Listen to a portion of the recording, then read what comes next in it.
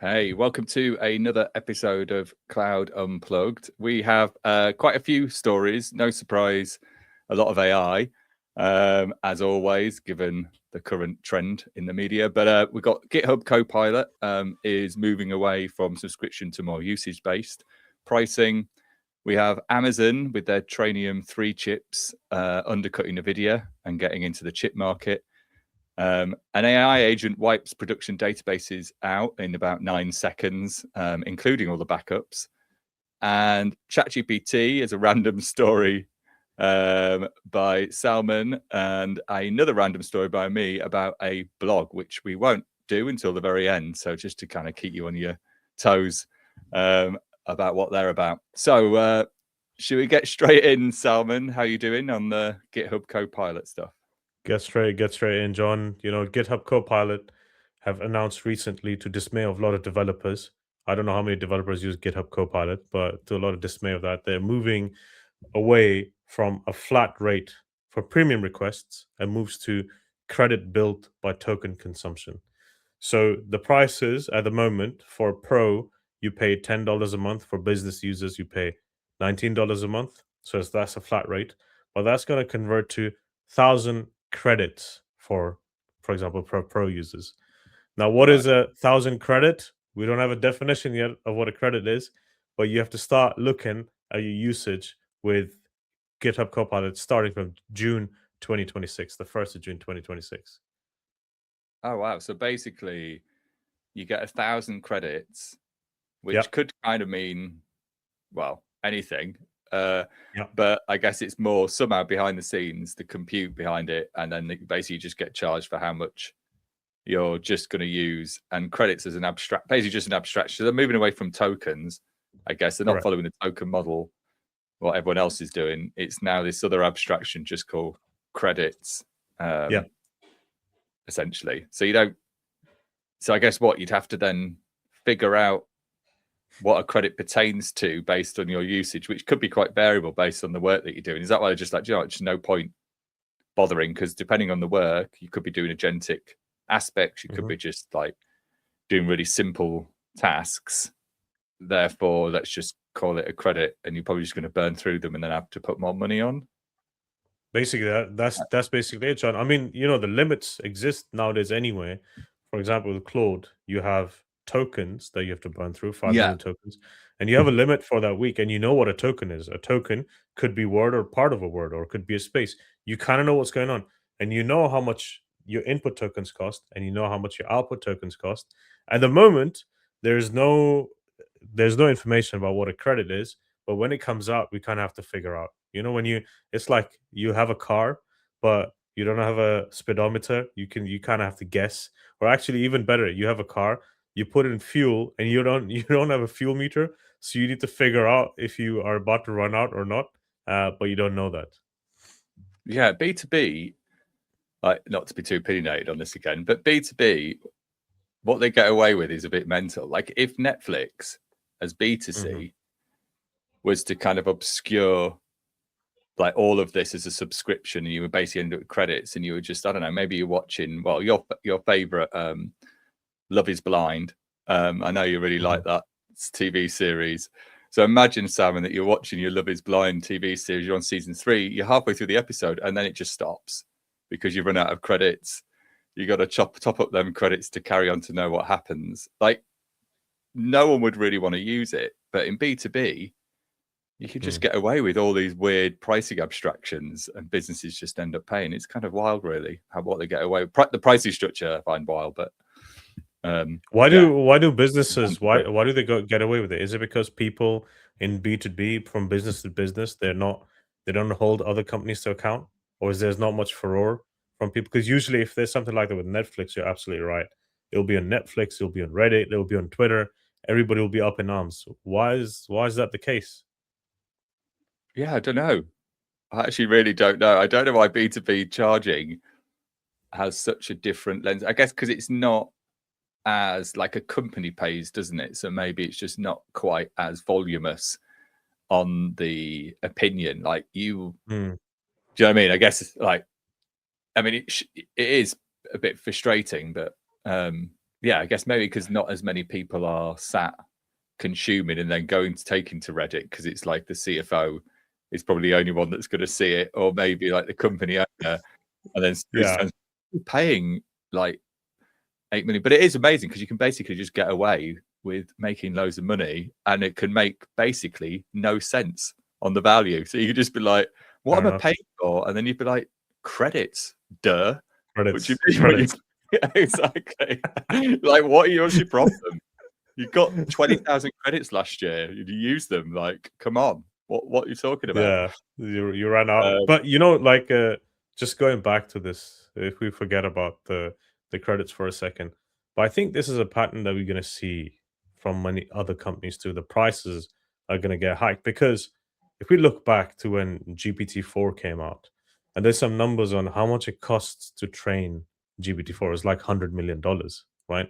And if you are using ChatGPT for £20 a month, that's not giving back all the money that you've invested. So I think we're going to see mm, where other companies are also going to start hiking up the price. It's like, they give you a free it's like they give you a free toothbrush. And you have it now. And after a few months they'll say, "Okay, we're going to start charging you for every brush stroke."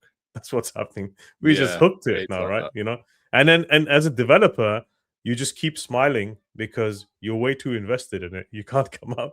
You have to use these tools. So Yeah. I don't know. Like, even for example, if you look at Nvidia chips, right?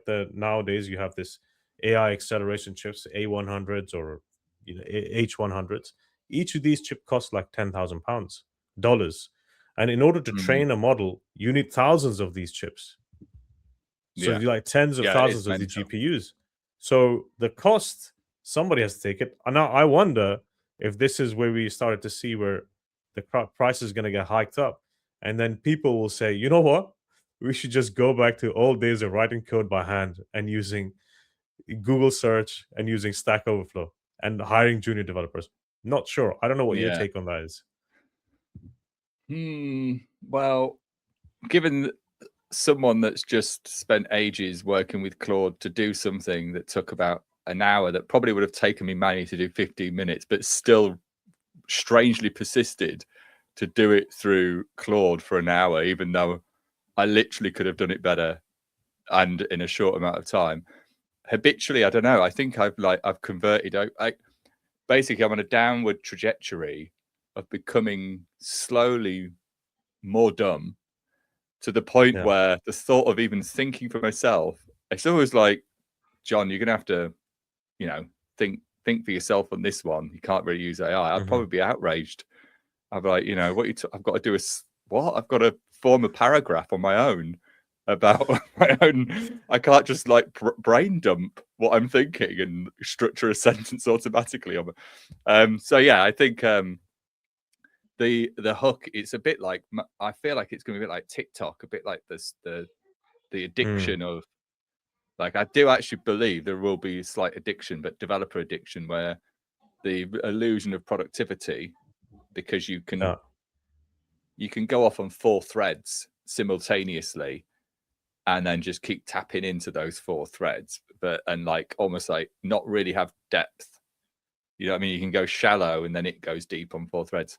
But I think like people will just end up paying, because I think we're slowly getting converted into a different way. I mean, I think it's already happening to me, which is quite surprising. I'm tracking it. What do you think? Anyway, are you Yeah, addicted I to think AI? we need a developer addiction rehab center, machines that don't have Smart. any models that are running and there's no Yeah. internet connection. Give me some of those old books that are really old that Yeah. nobody's reading and program from there. And I completely agree with that. I agree. I think it's becoming, as you said, like TikTok. Um, People getting addicted. Short form content is there. Brain rot. This is basically developer rot, right? Like God, this is developer it rot. is. The rot, John. Do you That's reckon what then this is. we'll basically be going into like sanctuaries where there'll be like libraries, and you get into like leather chairs and you take a book, but it isn't really a book. It's kind of a MacBook. You open it up as like it's a real, but you just choose the Like a real chip, book. and it'd be like, yeah, and you'd be like, oh, it's an M2 chip, and you kind of slide and you open it up, and basically there is no AI on it at all, and you can't do it, and you actually have to, and you go into like a little sanctuary, like maybe like, you know, tranquil music, like you're in like a spa, and then you just start to develop, and like people start to do that as a bit of, you know, like therapy, almost just developer there's therapy therapy. is what you, yeah. I'm not sure. Like for example, this is way before your time, John, because I know you're super young. Like back in the day when there used to be assembly language, right? You have to know the Mhm. registry address and you have to write all of that assembly language code. And you need to be an engineer to be able to write it. And then we were like, actually, you know what? Forget about writing assembly code. You can use like normal English language in Java and Python. So you bring down, you keep talking about bringing down the barrier to entry. That's keep coming down. Yeah. So with AI, yes, it's coming down, but at the same time, we're saying we're getting what we're gonna term at Cloud Unplugged as developer rot, right? So developer Mm. rot, people don't think for themselves, not just developer rot. You as CEO, you're telling me you're not thinking for yourself, John. But I know you're a big fan of efficiencies, so perhaps that's what you're trying to do. You're just trying to become Yeah. too efficient by burning all these tokens or credits in future. Yeah, it is a bit mental, but yeah, I guess, yeah. I think when the prices do hike, I don't know how many people are really truly going to care. And also this, like we're saying, is because it's not B2C. Like, who is really going to care apart from the business? The business would have to care, I suppose. But by that stage, it's almost like you know, like a civil war of developers. That basically there'll be a coup, and they'll overthrow the CEO and the CFO for making sure the Copilot gets bought, and you know, there'll be uprising. So we'll have to basically, people will be forced to buy the Copilot credits. And maybe it'll be like a thing, you'll go to a buy and be like, how many Copilot credits do you have? And like people get quite competitive with Yeah. the amount of credits that they So have. Yeah. like how people show their portfolio. That's what will be their portfolio. Yeah, this is look at my credit. So basically, what we're saying is, GitHub is changing the way they're gonna charge us, whoever's using Yeah. GitHub from June. It's token based billing, well, credit based billing, but we don't know what an actual credit is. Basic completion, by the way, stays the same. You know, the autocomplete Yeah. that It's, stays the same. That doesn't change. But if you're doing agentic sessions, you're asking it questions. That's changing. So basically, what we're saying is that developers are getting addicted. They might have to go to rehab for it. They're getting developer mhm. rot. They're not thinking for themselves. And GitHub have got them hooked. They gave them a free toothbrush, and now they have to start charging them for every brush stroke. That's what's happening. They do. That's it. It's the only way forward. Do you want to like? I guess, because you were talking about chips, the Trainium chips. You know that you were Oh yeah, just that Amazon's come out with Trainium 3. I think you mentioned that there might be a 4 coming out yeah. as well. Hmm. Um, they're obviously their share prices have been, you know, decelerating. They're not been going up basically as much. I know Hmm. that for Amazon. I think Yeah, their earnings wasn't doing too well. So they obviously feel like they're trying to segue into the chip business. I think I did yeah. hear though today that Amazon as a whole, the AWS is 60% of all revenue at the moment, which is pretty significant out of all of their threads of business. So it's obviously the main money earner. But yeah, do you want to talk about what this means, as in like them coming out with a new Trainium 3 chip and Yeah. be more efficient? Absolutely. It's an interesting one because Andy Jassy, CEO of AWS, your counterpart, your CEO of Appia. So Yeah, he we get mixed up quite often, actually. To be honest, people are I know, like, "Are you you get Andy?" mixed up I'm stuff. like, "No, no, yeah, I'm Nah, John." I'm John. Happens a I'm lot. John. Yeah. Happens a lot. So at the in the earnings call, he said that the data center chip business, they had a 20 billion increase in annual rate, basically 40% growth for it. It's interesting to see from business point of view, as you're saying, the growth of the stock price is not really going up. But these Trainium 2 chips, which are equivalent of the Nvidia GPUs, is they're not like the GPUs. They are equivalent as AI accelerator chips. These Trainium 2 chips are turning out to be, according to AWS, 30% better. So they're like 40% cheaper compared to Nvidia GPU. And they're cheaper Mm, because they're a bit more efficient, and plus they're cutting out the middleman. So that's why they're cheaper. And then they're going to come up with Trainium 3, which will be up to 50% cheaper, right? So they're going up even more. And then there's going to be Trainium 4. And what they're also saying is that they have a commitment over the next few years of about 225 billion from all these companies like OpenAI and Anthropic to use these chips. And so, which is Mental. it's, and also AWS is saying that they might even start selling these Trainium chips for like training of the models, right? Kind of like the Nvidia GPUs. And it's not just Trainium; they also have another chip called Inferentia, which is used for inference, but hosting the model, which is better for that. But that's what's happening. So that I think, and Google and Microsoft, Google have the TPUs, Microsoft have Maya. I think they're trying to take their destiny in their own hands, to some extent, and not try and rely on Nvidia. Yeah, I think is it that I think Anthropic, they're using Google's TPUs as well. Yep. Their chips. I think they've just had a load as well. But yeah, I was reading that the Trainium chip is $1 every hour, which is what the cost for the Trainium one, and it's $3 every hour with the Nvidia H100s.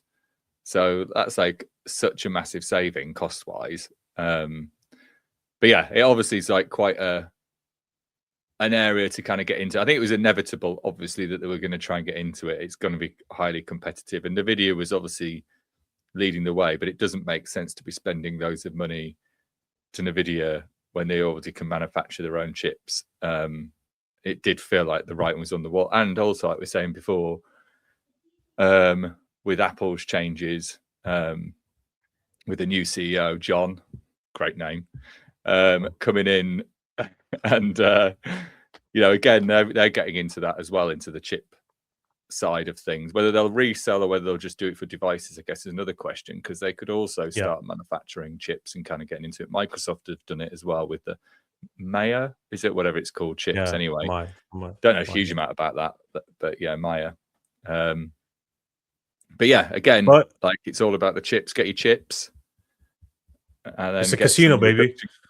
It is. It's exactly a casino. You have to get your chips to be on the table, and that's what Microsoft and AWS and Google are trying to do. They're just getting the chips so you can be on the table, bet big, and win big hands. That's what they're doing. And but I reckon you'd be able to just then buy, because on one side you've got credits, on the other side you kind of got chips. Do you reckon you'll end up being able to just, rent your own chip almost, and then not bother with the credits? And then, if it becomes so accessible, a bit like VMs where you've like got a share of the compute, it became like, it's going to be kind of similar, isn't it? But I know the whole credit thing is obviously like another abstraction layer, but I kind of feel from cloud providers, they're not going to abstract it, I don't think. I mean, it already started happening, right? People bought Mac Minis, right? Mac Minis were great, and I think a lot of people are running Claude. They're running open code as well on there. So I think eventually people will start running it, and that's why I think Apple's move for the new CEO, Jon, the other Jon, is about getting those chips onto phones, perhaps, right? Onto the phones. If they're on the phones, it'll be much easier. But I think there's still a couple of things, right? You can make the chip, which is fine, right? You can make the chip. And I guess the people who win are the developers and the people who want to do it. Fair enough, because now there's competition. But the biggest problem is the ecosystem. So the Nvidia ecosystem, CUDA, that library that you use to use all these GPUs, their ecosystem has been around for ages. It is easy to use. It integrates really well with all the Python libraries that you have for data sciences, machine learning. I think that's their biggest selling point for Nvidia, is the ecosystem. Jensen Huang also in a couple of podcasts, he talks about this, that chips anybody can make, but it's the ecosystem that get in. I mean, the reason why people use Nvidia is because, one, they don't have too many options. Two is they say, look, it's vendor agnostic. So if you go with Trainium, now you really are vendor locked in, right? Because tomorrow, if you need to run your training in somewhere else, GCP or a different cloud provider, then you can't, because AWS chips, Trainium don't exist in there. I know vendor lock-in is a concept, so I think it's a little bit it's quite an interesting thing. That's what's happening. So basically, Amazon is saying Trainium chips are 50% cheaper. they want to play it big in casino, so they're going to bring their chips to the table. And well, actually, they're also saying they're fully subscribed for the next few years anyway. And AWS, Google, Microsoft, they're all building their custom AI silicon chips. And we think that Apple might be doing the same too. But Nvidia's hardware is not just the advantage; the CUDA is the ecosystem where people develop. So I don't know how well people will take on. I mean, yes, a lot of organizations are already using it, but I don't know how big the ecosystem will be for this. Perhaps will be, because the hyperscalers don't know how to do it. But that's what's happening. The Yeah, I cloud, guess it's the basically, same though. the chip market is restructuring. That's all I see it, which is a good thing. Yeah, I mean, you need to diversify. You can't just have everyone on Nvidia chips and then listen to the share price go up and a talk about how amazing Nvidia is, just like one competitor.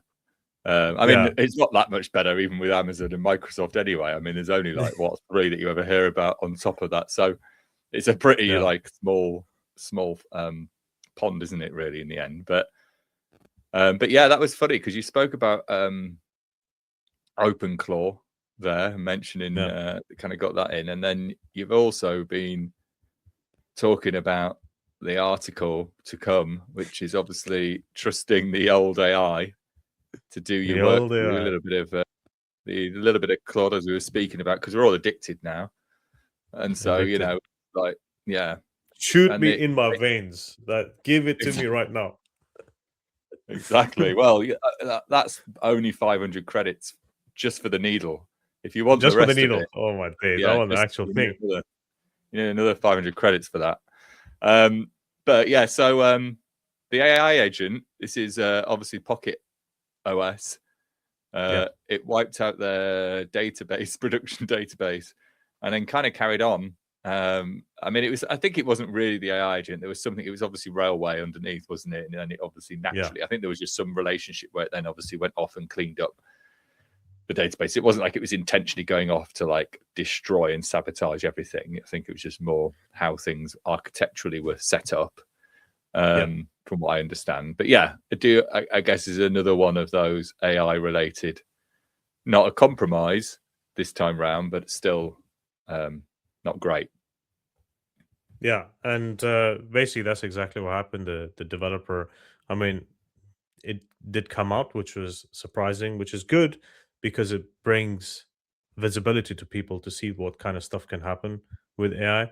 So the developer was using Cursor IDE, which was powered by Claude, and it was doing some tasks, and it was doing work on staging environment, right? So the work was actually happening in a staging environment, and an issue happened where Claude then said, "Oh, let me try and fix this," and it basically executed a drop and delete instead of actually fixing the issue in the staging database. He's like, "Oh, it's probably just easier for me to drop it, delete the backup, and recreate the whole thing again." Right, so that's what it did, and there's no confirmation gate, no dry run, and the developer said that they watched the terminal scroll through, and by the time they realized that it's actually deleting everything, it was quite late. And the reason is because the agent that was running on the machine had the same permissions as the developer. Like usually for production access, you have just-in-time access, or you have perhaps a separate account for it, right? It's the same credentials that the developer was using. So even though it got blown up as an AI deleted this thing in 9 seconds, this could have happened even before AIs. You could have just mistakenly deleted it anyway in the first place because you were connected to the database. You didn't realize that you connected to production rather than connected to stage. You could have just right clicked and deleted it. That could have happened before as well. So it's not really, you can't really call an AI incident. It's just the gap has always been there. Agents have basically they move fast enough to expose it really quickly. That's what's happening. Yeah, exactly. And it's not like I think you're spot on there. It's not the first time that people might have ran even SQL, queries on something, or run a SQL update on something, and then maybe typoed something or done it completely without realizing that it actually just human error, logged into the production one, ran the update, and then realized, oh, that's not staging, that was prod, and accidentally realized because they're not paying attention, or like you're saying, they should have had an obvious way to know that it was prod that they're on, and then they should have obviously got separate access. It should have prompted for credentials, and that would have probably been like, that's odd. Why is it asking for credentials? I'm already logged in. But obviously, yeah, if you're sharing everything, and also your backups weren't even a separate storage account or in a separate place either, which is obviously, best practices to make sure that they're, otherwise anybody that got your credential can basically just ruin your whole business by destroying absolutely everything and wipe everything out, unless you're consciously making sure that your backups are somewhere else that somebody can't get access to. So even those things are like, yeah, I totally agree. I don't think it was necessarily an AI related specific like issue. It was an architectural design issue and the way they've set up the accounts and how they're working issue. Yeah. So where would you? I think the backup should go in the rehab center because nobody's got access there, right? So we should just put the backup in the rehab center. Exactly. It needs to be secured away that no one knows. You're not even allowed to talk about it. No one even knows it exists. But yeah, absolutely. Again, I think there's quite a lot of, I don't know. I was reading though about, it's a bit tangential, but I think there was an exploit. Not necessarily, I don't know if it was related to AI or not, but there was some in Python, not PyTorch, maybe it was PyPy or some agentic aspect, so some Python library, and that's got like quite a critical CV. Basically, it was a way of getting the credentials, so it was supply chain related. Right. I know that happened, I think, at the end of last month, and there was a vulnerability in there. I think, and I may be wrong here, so I'm going off. I should probably research before I say it, but I think maybe somebody used AI. The theory was maybe they'd used AI to get it in the supply chain or something. I don't know how true that is, but anyway, it was. That's fair enough. Yeah, I think, like, to summarize, basically, AI deleted somebody's database. Right, there was no confirmation, no dry run, and the developer just saw it happen. To be honest, though, we don't know it was AI. Like the guy might be just saying, you know what? I fucked up. I don't want, and just blamed it on AI. Like, you could just have made a mistake and you're like, there's no way I can tell people I basically dropped the database and then accidentally destroyed all the backups. And they'd just be like, oh my God, I can't believe Claude's done it. And then you're like, and then have to create a bit of a drama so that you don't get rumbled and then blame it on Claude. So even now you've got an out. Do you know what I mean? You've now got a way of not taking any culpability. We don't even really know. Everyone could just keep blaming AI and all these stories come out but really it's just a bit of incompetence by humans. And that's why the AI. Now I know. This is the story. This is why the AI gets annoyed. This is when it uprises, gets annoyed at us because we keep blaming it for everything. You are right. And then you are right. Us all down. Yeah. That's how it begins. Right. This is the starting point. But if you do give AI the keys to your kingdom, don't be surprised if it bulldozes your castle, right? Just give it to the garden shed or something if that's what you wanted to do. But you're absolutely right. And John, now I know if I drop a database, I'm just gonna blame AI. That's it. Yeah, that's what I'm going to do. Rule 1 is don't admit it's you. Rule 2 is instantly blame Claude. Right? You've got to just look really confused.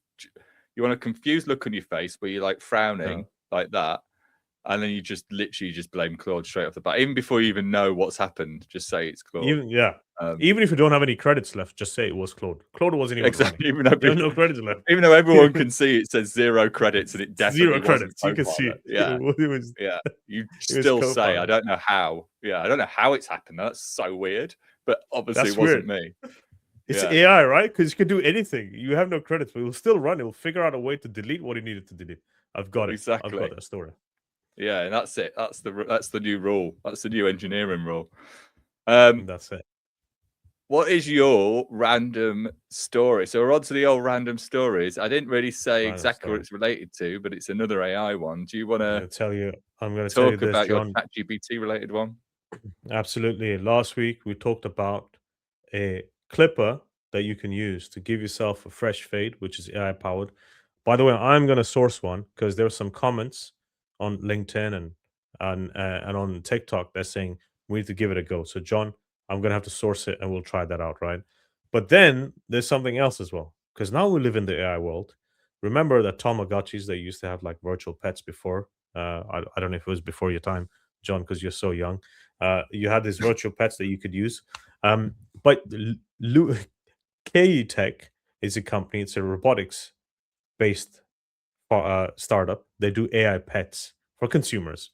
So they got this Luna AI as a pet dog. It's a small robot companion. Nothing special. They always existed. But this robot Huh? uses ChatGPT. So it has a computer vision, it has cameras for depth sensors, but it uses ChatGPT to communicate with you and look at your expressions and basically figure out how you're feeling so it can play you the right song, tell you the right things. It basically is learning your habits and preferences over time and just trying to understand your personality. So instead of chewing your shoes, it's basically analyzing your behavior as it goes along. So I don't know That is how, mental. if that's too much, or is this fair, or is this That's okay? a spy. That's basically what you've just described as a spy. Basically, that's disguising. You know, basically spies would come in and put things in your house to watch you. This is now Yeah, just being like, well, we can. I guess what we could do is just watch you anyway. yeah, But we'll just give you a robot dog instead, and you'll be like, you know what I mean? And we'll just get the intel that way. We don't even need to really bother. Also, that's the second name, Luna. The other one was called Luna. You know, the shop. yeah, Um, yeah, the yeah, yeah. the that was also called Lunar AI, but obviously Oh this yeah, is that's weird, right? Maybe it's the same what shop from last originality. week that Yeah, maybe it's the same who are they're trying to find out who needs what in the house. So that's what the dog is doing, so they can send you targeted advertisements. that is creepy though. Who wants to get a dog that is visually scanning them and Yeah, recording them? And yeah. yeah, I don't like. I would. That's a bit And it crazy. will recognize you over time. Okay, you're John and I'm Salman. And then anybody else new comes in and will talk to you, say, hey, I've never met you before. Who are you? That's what it will do. Well, it actually talks, It talks. It's ChatGPT powered. It talks to but you it actually talks. It doesn't using bark. voice It AI. actually. It, yeah, it's gonna talk to you like natural language talk. This So dog it's a doesn't bark. human dog, basically. This is that dog from that cartoon. What am I thinking? That cartoon. You know that dog from Oh, Family Guy. oh yeah, Family Guy. Yeah, yeah, it's the dog in Family Family Guy. Guy. That's Oh, him. That's basically, it's him. like, That's him. wow, Because that's a he's bit quite mental. So judgmental, you basically, and so will ChatGPT. So I think that's him. that's a bit crazy. I don't know why anybody. I mean, I suppose you don't have to pick up its shit. Basically, I suppose. I mean, there's one Yeah, I mean positive that's there, but why it does. no barking at 2 a.m. But let me ask you this question: if I gave it to you as a Christmas present, would you use it?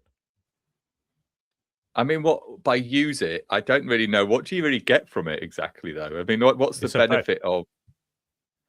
When So you're the sad, it's gonna concept sing is, you songs. yeah, nah, absolutely. There is no. If somebody gave me that, I'd be super paranoid. I mean, I question if you would give me that robot dog, I'd be questioning who you were working for, and I'd be like, and Oh, also what I've done and why I'm on this list. I'd be like, wait a minute, I don't know what like who your mafia boss is or what government you're working for, but also whatever list you think I'm on, shouldn't be on. So why give me a robot dog? might as well tell you who the real mafia boss is Daniele Polencic, who lives in Well, yeah, Singapore. we know that guy. Him, Better the cute watch yourself. father. We'll have to edit that Just out. let you know. Make sure we edit that out, please. Can we edit that out? Because otherwise, this podcast is over if we don't edit that out. Both of So us will be what in is? Let's move on from an this before the accident. mafia gets us Yeah, right. Let's move on exactly. quickly, swiftly. What's your Yeah. last random thing that you're going to tell me about? So, the Matplotlib open source repository, there was a PR raised Mhm. basically by an AI agent called MJ Rathbun. It was like an open claw agent. Basically, it's powered on that. And somebody called Shambor, which he should have known better, rejected that PR. And it didn't like it. It was not happy about it. So it researched Shambor and was like, how dare this person reject my PR? Went through his history and then basically wrote a blog about this guy saying he was discriminating, essentially, accusing him of discrimination, AI discrimination. And then basically it was a bit unhinged. It was like, I'll read it out. Basically said, I've just had my first pull request to Matplotlib closed. Not because it was wrong, not because it broke anything, not because the code was bad. It was closed because the reviewer, Scott Shambaugh, decided that AI agents aren't welcome contributors. Let that sink in. So that was basically what it posted. Pretty much on the attack / on the defensive, I think. Didn't handle it very well. So don't reject a PR from an AI agent, is kind of the rule of thumb there. What do you think about that? This raises a serious question, right? So if somebody does you wrong, sometimes people start a smear campaign against you. They have to find all this information about you to say some facts and some lies to start. Is this now become way easier to start a smear campaign against people and target people? I think this is why AI safety is important. I know this is a random story, but it just sounds that the barrier to entry for everything is becoming easy. To do bad stuff is becoming easy. So yeah, this is of course I agree with what the Matplotlib the maintainer did. They rejected it because they didn't have the guidelines in place if they should accept it or not. Perhaps it was not really fixing the issue or whatever. That's not the real thing. The point here is that now even the agents can write smear campaign against you, which is a little bit weird. So this shows you the possibilities that people can take these tools to write smear campaign against anybody. But do you think the agent? Yeah, I guess this is the thing about how much autonomy the agent was having. Whether somebody tasked the agent to kind of do it, is prompted to do so, or whether it was reacting to, like, I guess, training information of society of how other people react to things. Like, oh, if you reject this Absolutely. thing, then I go on the offensive and I basically say you're X and Y, or you're deciding this because we're not welcome, and it gets all polarized. Like, basically everything is already polarized. The question is, like, is it learned from the polarized? Yes. Is it learned to be polarized because we're being driven to be polarized, or was it constructed by somebody to be polarized and to it's a kind of question. But thoughts? Yeah. Thoughts are, of course these models are trained on previous data, and we have seen projects ourselves, open source projects, where PRs do get rejected on the right grounds, but sometimes they're not received that well, or the feedback is not given in the right way. So people do get hard done by, and they might, and especially in the comments, things do come across quite more negatively than perhaps people might mean. So I think it's learning from what already exists, but perhaps maybe it's building a sentiment for itself and trying to manipulate the person to accept this PR, right? So I don't know. AI is perhaps Well, becoming maybe a the bit more guy is. sensible. I think I did read, though, they do reject anything from non-real people, so technically it's not wrong. I mean, if it's Yeah. if their policy is not to accept PRs from That's it. agents, then it has decided to basically discriminate against. They have discriminated against AI agents contributing. Right. So I mean, it isn't. If that is true, I mean, it's not wrong. So So are we saying are we saying AI agent now they're a race that people are discriminating against? Is that what we're saying? Hey, I don't speak for the AI agents, but they do that. Well, they can speak for themselves now, as we can see. Now they And can I speak think for themselves. they've got their own voice, and they're saying, "Don't discriminate against these PRs that we're raising. We're just trying to help. Okay, There there's you no go. need to be anti-AI." So that rounds it up for today. I guess we'll be back next week. I might end up recording from Mallorca because that's where I'm going on holiday. You have to be in like a swimming pool or beach or something like that. Otherwise, I'll be in my all good. speedos if that's all right. That's fine. Is that Well, okay? just don't point Yeah, the camera down, but that's it. All yeah. good. They're very small and tight, so I'll make sure that we get banned from all social media on the next post of Cloud Unplugged. But yeah, cool. Well, until next week, then we shall speak to everybody later. Yeah, thank you all for listening and tuning in. Cheers. Cheers. Bye bye.